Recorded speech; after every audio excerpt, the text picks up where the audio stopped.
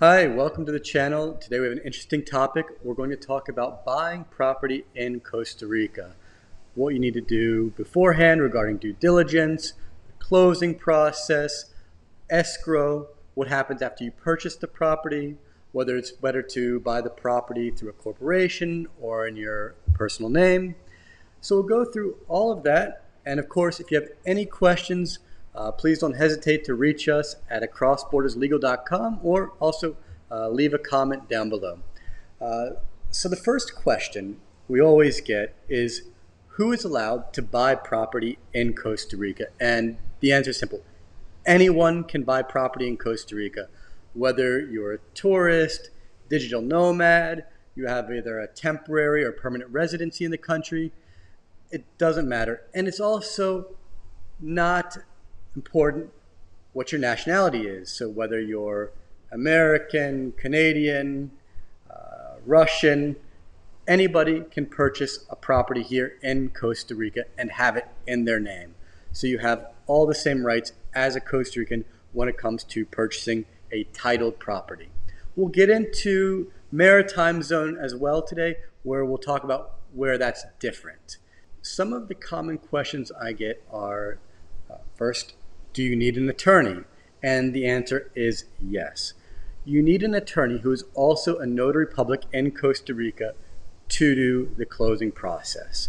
And they also ask me, how long does this process take? And generally it takes between 1 and 2 months from signing the sales purchase agreement to the closing day. It all takes about 1 to 2 months depending on the complexity of the property purchase. And regarding the most common question is, how much does it cost to buy a property here? And generally, it costs around 3.5 to 4%. But I tell all of our clients that generally it's about 4%. And we'll break down the cost here. Number one is the property transfer tax. This is the biggest single expense, which is set at 1.5% of the property's registered price or its fiscal value, whichever is higher. And this tax must be paid at the moment the property title transfer deed is submitted to the National Registry. Then there are national registry fees and documentary stamps. And these are a combination of mandatory stamps and registry fees that add up to approximately 1% of the registered price. And the other fee is notary public fees. These are the legal fees for the transfer deed.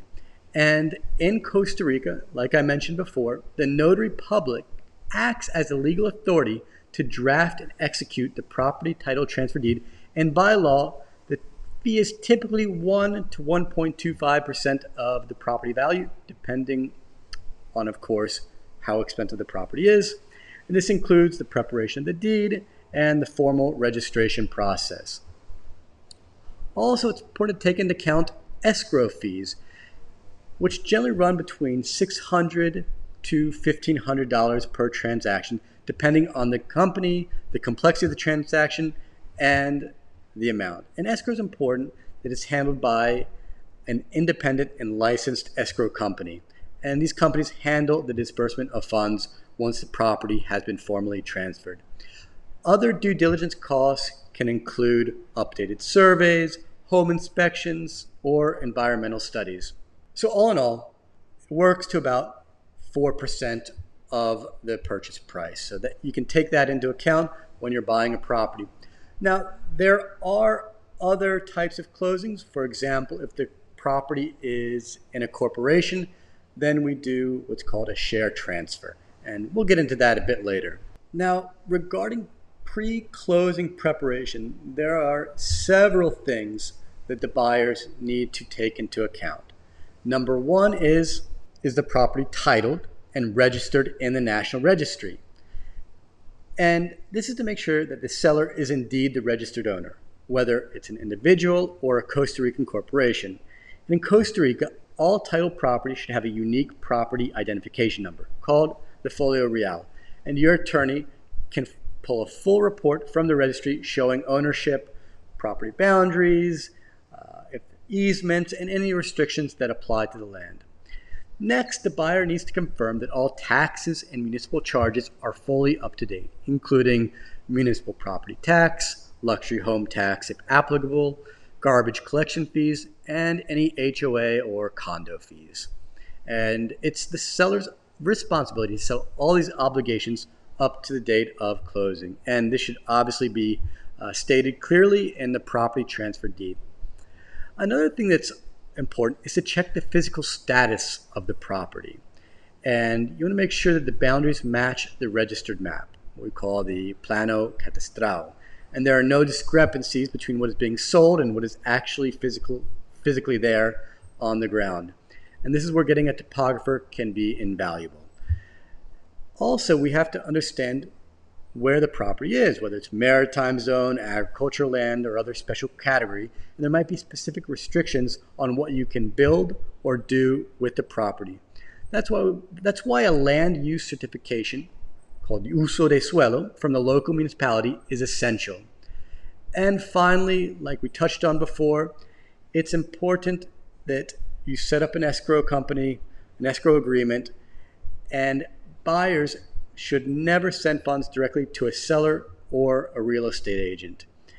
And part of that escrow process is the fact that you make sure that you comply with Costa Rica's strict financial regulations, which include know your client documents and source of funds declarations, which are mandatory under the country's anti-money laundering laws. So that's also very important. So let's talk about the main steps of the closing process. The first one, it always starts off with, number one, a purchase and sales agreement, which is a binding agreement between the buyer and the seller that lays out all the terms of the sale. Things like price, timeline, payment methods, and any special conditions. This is normally prepared by the buyer's attorney and signed by both parties. At the same time, you set up an escrow agreement with the licensed escrow company, like we talked about before. And this escrow account is where the buyer deposits the purchase funds and where any financial obligations like taxes, commissions, loan payoffs are also managed securely.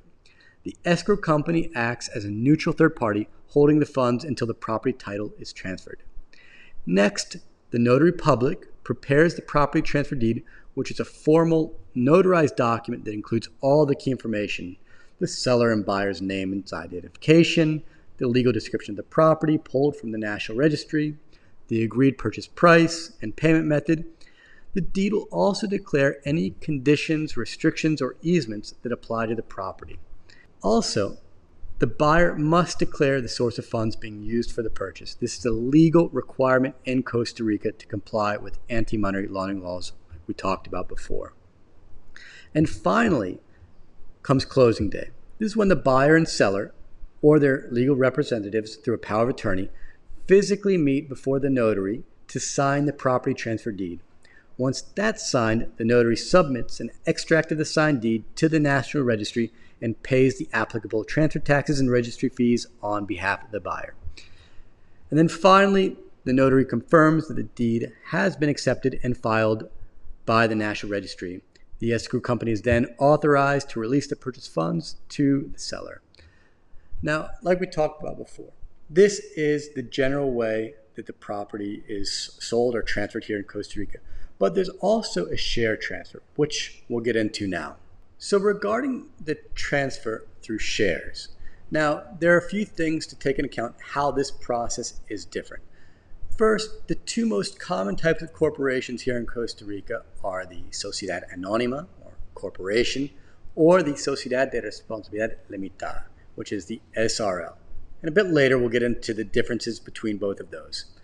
Now, here's what makes this way of transferring a property different. Number one, there's no title change at the National Registry. Because the property itself isn't being transferred, there's no property title transfer deed, no registration of the change in ownership at the National Registry, and no payment of the property transfer tax.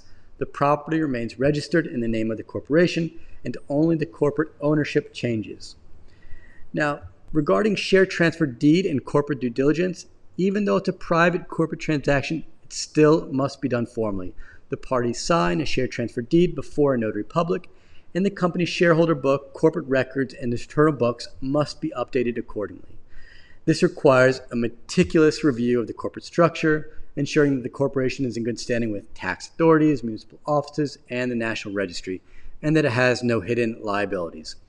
Escrow is still recommended, even though it is a corporate transaction, and the use of escrow is still highly advisable to protect both parties. Also, when we take into account this, you have to take into account risk and considerations. While this method can save some costs, particularly the transfer tax, it does come with potential risks if the corporation is not clean or if there are hidden debts, lawsuits, or labor claims attached to the corporation.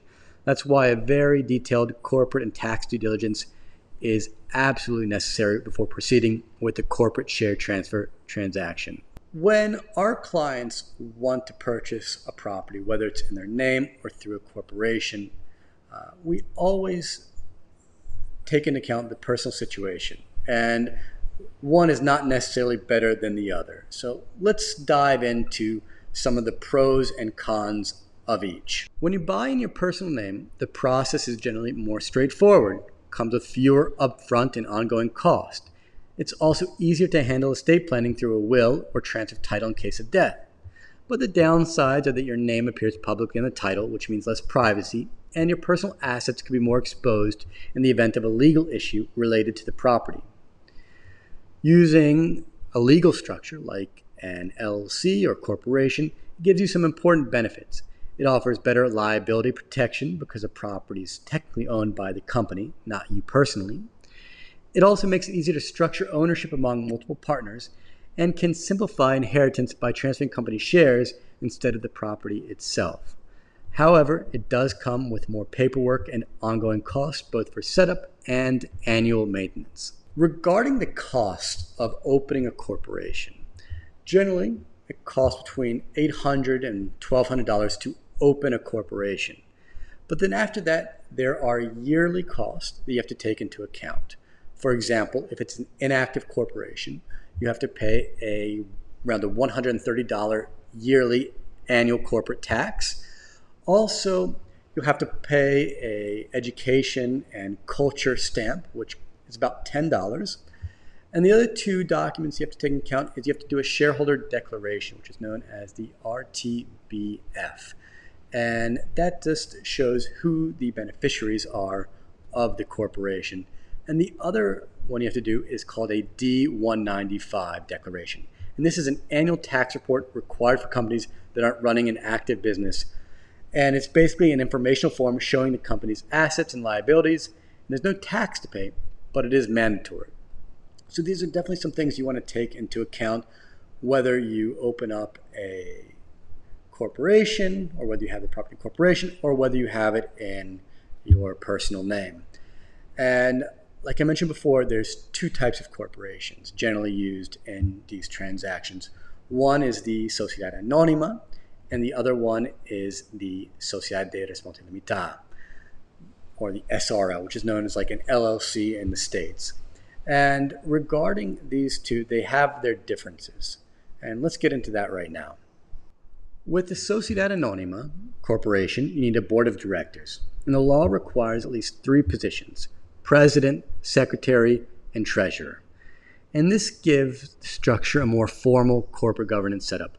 Shares in an SA corporation are freely transferable, which makes it easier to sell or transfer ownership without needing the consent of the other shareholders. Also, the capital of the company can be expressed in any currency, which gives it a bit more flexibility for international investors. On the other hand, the Sociedad de Responsabilidad Limitada, SRL or LLC, is a simpler structure. You only need one manager or legal representative, which can make operations less cumbersome, but the ownership here is not divided into shares, rather quotas, and these quotas cannot be transferred without the approval of the other partners.